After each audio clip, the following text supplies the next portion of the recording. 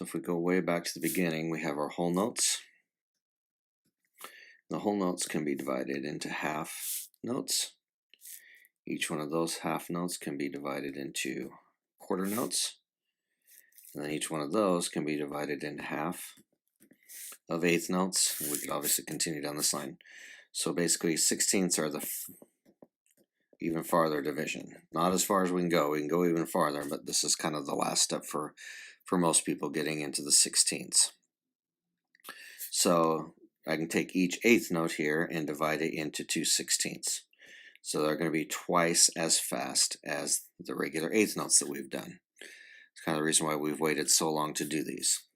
So for example, if I take a quarter note,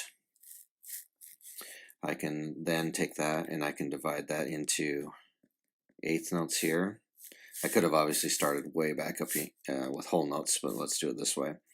And so then with this one, I could take each one of these eighth notes and divide it into 2/16, which means I can play 4/16.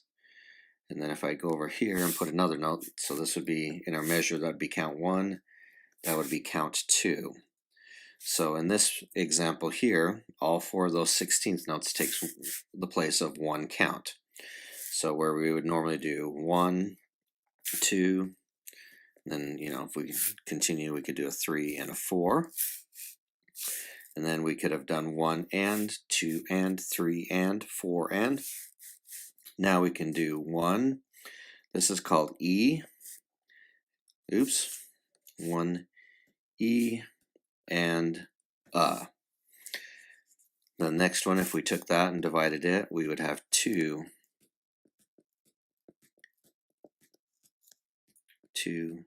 E and so forth. Now technically, if I had done this better proportion, this eighth note here would be the same as that and right above that 16th note there.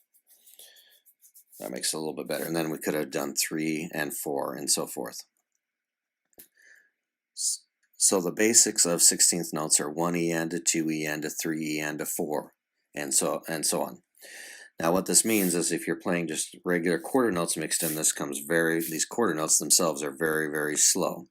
We'll see many examples of that over the next couple of weeks as we are playing. But the basic idea is just know that you can do 4/16 notes per beat. And then our examples in our handout will go into farther depth of all the different varieties that we can do from there. Now, one last thing is we would take them just kind of like eighth notes, and we would do down, up, down, up. We can kind of continue that motion when we play those and play the basic 16th notes from there. Oh, that should have a double bar there. So the double bar designates this as the 16th notes, and they are basically twice as fast as eighth notes. And so that means a total of up to 4/16 notes can be played for each count. Not each measure. I have to be very careful of that. So it's a 1 E and a 2 E and so forth.